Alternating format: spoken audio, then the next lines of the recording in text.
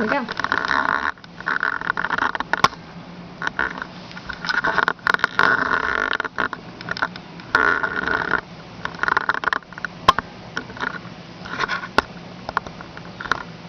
Okay, you're good. Hello everyone, I'm Cody Grogan. I'm going to do a speech today over the government shutdown that happened. It was a dark and gloomy day in beginning of October 2013. The government just shut down. It wasn't because of Y2K or the government or zombie apocalypse. It was because of a disagreement over a budget in Congress. This agreement caused the government shutdown, which furloughed over 800,000 employees of the federal government. What furloughed is basically they sent everybody home without pay indefinitely until they could resolve matters in Congress. Fortunately, this crisis didn't last but a little over 2 weeks, but it ended up having negative consequences, even though it lasted just a short time. Some major things that happened, some effects of the government shutdown, where funding was shut off for military and non-combat roles. Taxes will be delayed at the beginning of the next tax season.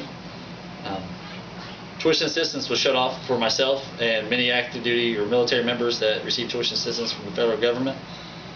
There were many smaller issues that went along with this shutdown that were not nationally televised, that affected a lot of the workers at the lower level that were without pay for this extended period of time. The effects went from national level to state, local, and personal levels. From Congress not having very good media attention, to states having to shut down their basically National Guard units, to people losing their pay and not be able to support their families like they should have been able to. I believe we need to bring these effects, the effects that have happened to these people, to a national, higher level, because it'll allow everyone to know that the shutdown didn't only affect the national level of everybody, it affected each individual person that was a part of it, people you know, your friends and family.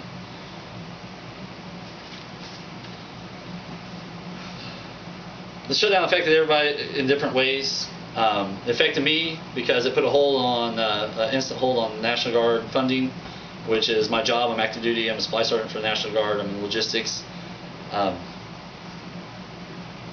It made it difficult professionally to perform my duties, but going along with that, it made it difficult for other people, more so because they lost their pay and their ability to support their family.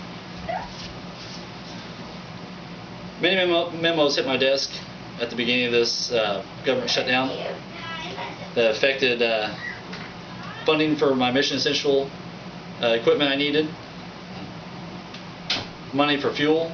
I was not allowed to drive any military vehicles. Military vehicles in the state of Indiana were shut down. Nobody was allowed to drive any of them. And people were not able to get paid because the pay branch up in Indianapolis was shut down for the most part during the sequestration this furlough, because their employees were furloughed as well. I had a soldier that worked directly for me that had a pay issue and was not able to get paid until the government shutdown was over and everybody was able to go back to work, and we got him taken care of.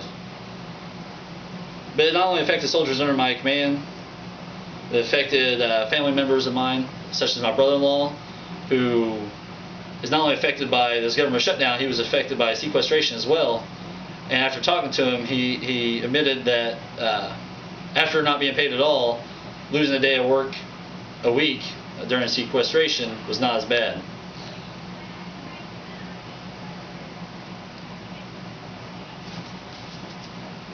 Many blame Obamacare for this government shutdown, which Obamacare is the government's Affordable Health Care Act that President Obama signed into law in 2010. Many Republicans believe that it's overspending and it's going to cost too much, and then they take a closer look and figure out all the small refined details before they just thrust it out and enact this program. And this is Obamacare is the main nationalized nationally recognized reason for the government shutdown, because the Republicans in the House of Representatives would not agree to a budget deal for federal spending for the government operations unless President Obama agreed to water down his health reform and make it more geared towards Republicans' views rather than his own. Because of this, the Congress got in a deadlock and was forced to shut themselves down. It's obvious that the current system does not have the fail-safes in place to stop this shutdown from happening. I believe this needs to be worked towards and fixed in the future so it doesn't cause as many hardships with people not getting their pay and be able to support their families.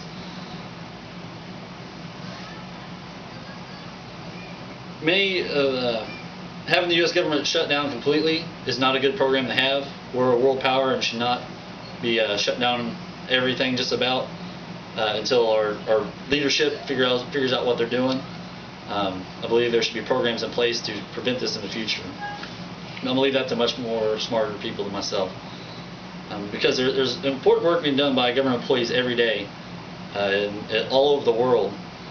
I believe by looking at the causes, the problems and solutions, we can work towards bettering our current state of government to prevent this shutdown from ever happening again. I believe, after all is said and done, that if Congress would have thought about the effects of their actions rather than their own out-of-touch agendas, I believe this whole thing could have been prevented in the end. Thank you.